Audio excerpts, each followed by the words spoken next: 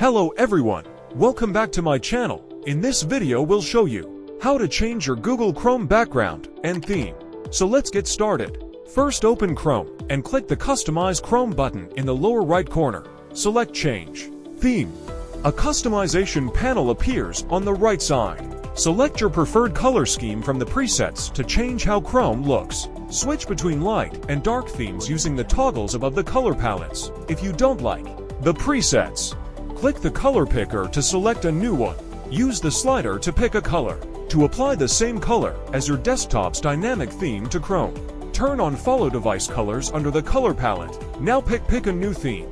Click the Customize Chrome button in the lower right corner. Select Change Theme.